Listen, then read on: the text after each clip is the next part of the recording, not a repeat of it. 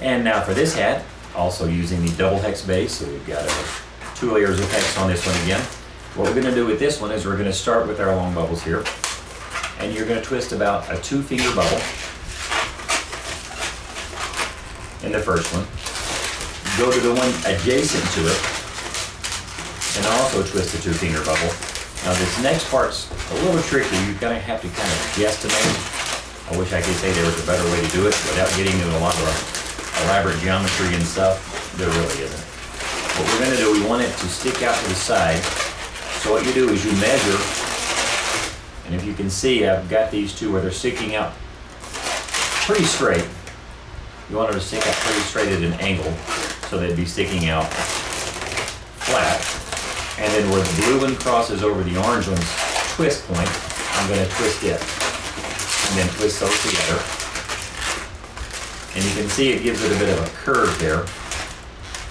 And then what you're going to do is you're going to go to the next one, which in this case is red, make my 2-finger bubble, and then do the same thing.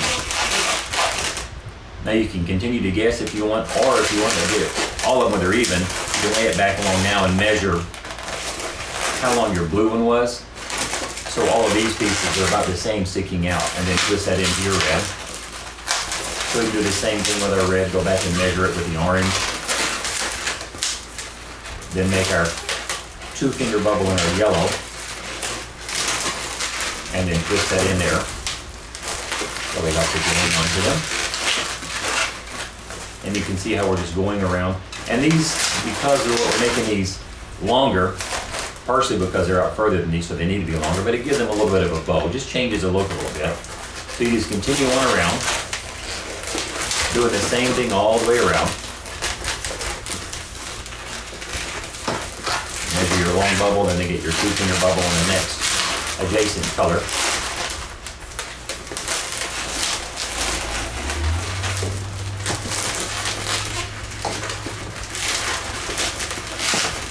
One more time, and then we're done with this part.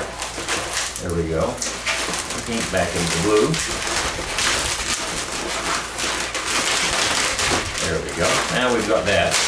Now if you wanted, you could stop here with these pieces sticking up as an alternate hat. A lot of these hats have different phases where you can stop in the middle.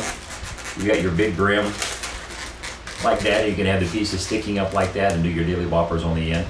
Or you can do what I like to do with this one here. What I'm going to do is I'm going to go out, and we'll start with the orange one here since it's in my hand. Go out to the end and twist off, just for simplicity, that little hand bubble there.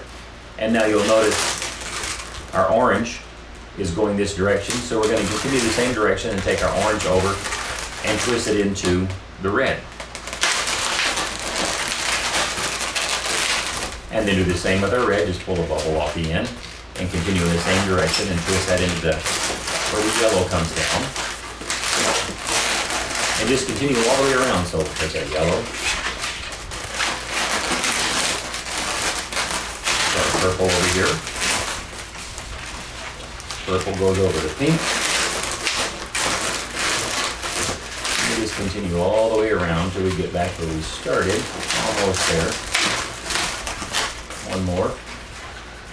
And then this one goes back into the orange where we started.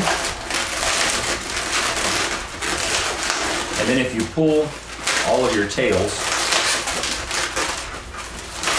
your little ends sticking up to the top, and just work to flatten these all out, you get a nice big broad brim on this hat. Makes it really festive. And it tends to want to lay a little weird, but that gives it more of its character. So you get a really interesting hat. Very unique look there. Oh, let's pull our little bubbles up a little bit.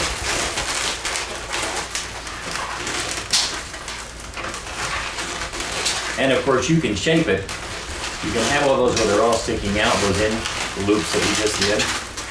Or for a slightly different look, you can have them all go down. Like this. Now they all kind of point down more. It really boils down to a preference thing. Just gives it different looks depending on what you're going for. you get a really interesting and fun hat. Ta-da!